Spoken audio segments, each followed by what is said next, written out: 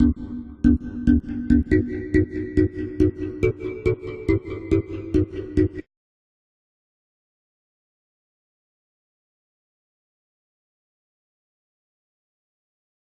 dia a todos. Eu queria começar a dizer que o João, na realidade, é um muito amigo, né? Que ele me bota numa mesa dessa com duas feras, assim, né? E é uma tremenda responsabilidade falar, né? Depois dessas falas tão expressivas, né? E, ao mesmo tempo, cada fala entrar num outro regime de pensamento, né? Você está mais ou menos pensando o que você vai falar, mas você está saindo de um regime de pensamento, de uma exposição, de exposições tão fortes, expressivas, né? Antes de eu entrar na questão, acho que a gente, pegando um pouco algumas coisas que foram ditas, né? Agora pelo Weiner, a questão da cidade espetáculo, né? O Rio de Janeiro aí como um protótipo de uma nova cidade espetáculo aí, e na produção cultural a gente pode fazer uma ponte com isso, com a questão da cultura espetáculo. Essa cidade mercadológica, essa cidade imagem, essa cidade mercadoria que o Rio de Janeiro agora se coloca como uma grande cidade espetáculo do mundo, com seus grandes eventos, isso tem implicação e repercussão direta na lógica de produção cultural e nos modos de produção cultural com os quais nós vamos nos lidar.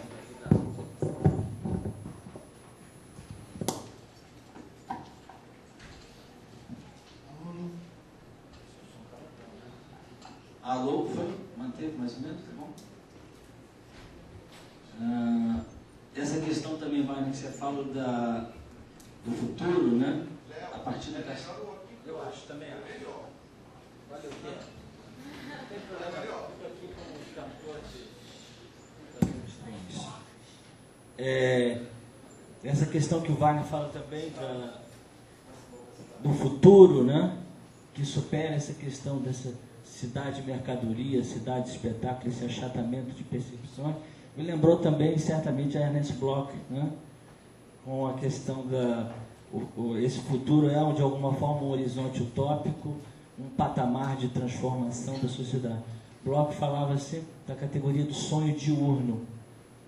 Existem os sonhos noturnos, mais ligados ao passado ou não, inconsciente talvez, e os sonhos diurnos são aqueles sonhos que nós carregamos conosco, né, que são horizontes de transformação e patamares de transformação. Então eu quero, de alguma forma, me alinhar com esse pensamento, que a gente tem, de alguma forma, ter um pensamento crítico que possa ajudar a gente a construir cenários, né, de transformação. Bom, vou começar a entrar na minha fala, que é, como eu disse, um outro regime de abordagem. Quer dizer, o meu lugar também é um lugar híbrido, né? Também é um entre-lugar de formação. Eu, curiosamente, fiz a minha graduação em arquitetura, com muita relação com a questão do espaço da cidade. Acabei depois, por um desejo, um movimento já antigo, indo desdobrar questões do campo da filosofia. Eu fui fazer meu mestrado em filosofia, ia discutir cidade, e me lembro até, o meu tema é assim, as cidades, devir e transformação, os impasses ético-estéticos nos processos da cidade. Acho que tem muito a ver com algumas coisas que foram colocadas aqui. Mas calhou de eu encontrar, ter feito várias disciplinas com o meu orientador, que acabou sendo Leonardo Boff, e o Boff acabou me convencendo naquela época a fazer sobre o gentileza, e acabei fazendo um mestrado sobre o simbolismo do profeta da gentileza, que me fez repensar a questão da ética e me fez ver a questão da dimensão urbana também, porque ele faz uma intervenção urbana muito forte. E para completar esse meu percurso mais híbrido, ao mesmo tempo que estava na produção cultural, fui acabando de discutir, no âmbito da literatura comparada, o sertão como paradigma cultural brasileiro, a partir da literatura. Só uma primeira apresentação. Mas O lugar da minha fala, hoje, se eu puder situar o lugar da minha fala, eu vou tentar fazer uma interlocução talvez mais direta com a produção cultural e com o curso de produção cultural. Como que essas questões, elas reverberam no âmbito da produção cultural. Como eu falei, eu acho que Barbalho, né? Barbalho também colocou o desafio que é o título, né, dessa mesa. Eu brinquei com o João de ser um enigma. Na realidade, a gente procura relacionar esses termos, né? Movimentos sociais, territórios interculturais e direitos. Então, quando nos deparamos com um tema, né, como esse, a gente se pergunta que relações esse tema suscita, né? Ou de alguma forma, que caminho se colocam aí. E no meu entendimento há uma pergunta que está colocada nesse, né? Não diretamente, né, nessa relação desses termos.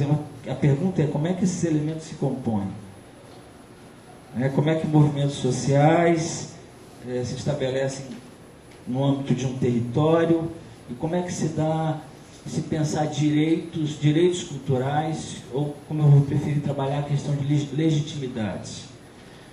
Talvez a pergunta que eu comecei a me fazer com esse tema foi o seguinte: como pensar o território como um espaço da diversidade e de diferenças, né? E como que se dá a legitimidade desses processos de diferenças, né, no âmbito do território. E aí eu pensei que esse tema também poderia se chamar movimentos sociais, territórios interculturais e direitos, poderia se chamar singularizações, agenciamentos coletivos e legitimidades. Me sinto mais familiarizado em pensar assim e botei um subtítulo que seria modelagens expressivas no âmbito das interculturalidades. Quero dizer que essa é uma fala em progress. Eu esqueci de dizer uma coisa, que eu também tinha uma preparação de um PowerPoint, mas também entrei em crise. Aliás, o PowerPoint, eu acho que muitas vezes eles deixam a gente em crise, pelo menos a mim deixa, e a própria tecnologia, às vezes você fica com aquela coisa de querer escrever, né, de querer... e muitas vezes parece que a ideia não cabe. Estou falando de uma questão muito pessoal minha aqui. Mas por outro lado, ele também é prático, ele também facilita a compreensão do público. Então, eu vou tentar fazer com que os cartões apareçam aqui para vocês, tá certo? Mas acabei desistindo do PowerPoint, mas muito da apresentação está na minha cabeça. Então vamos pensar o território da cultura como um jogo de trocas, um jogo de relações interculturais, né?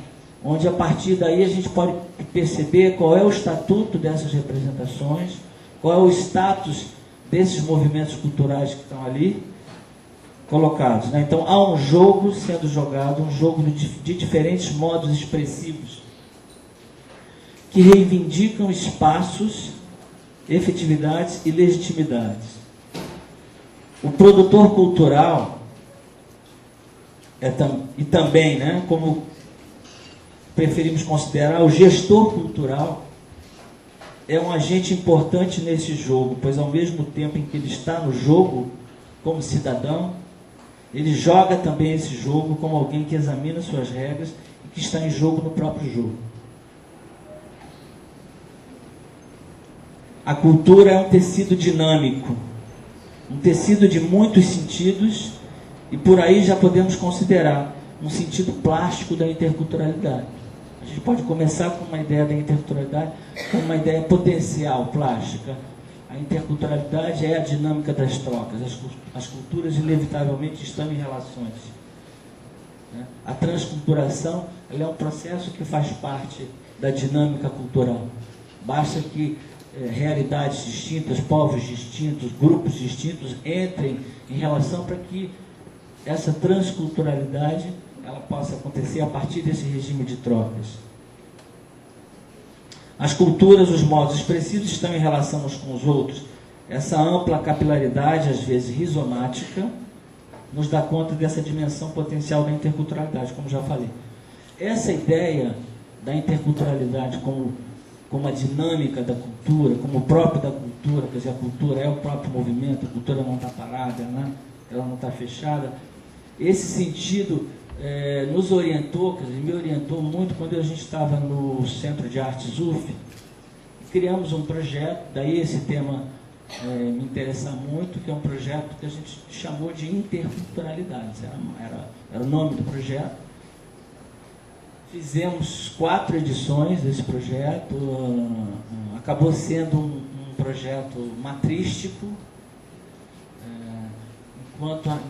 enquanto visão até propositiva de um espaço cultural, de um centro cultural.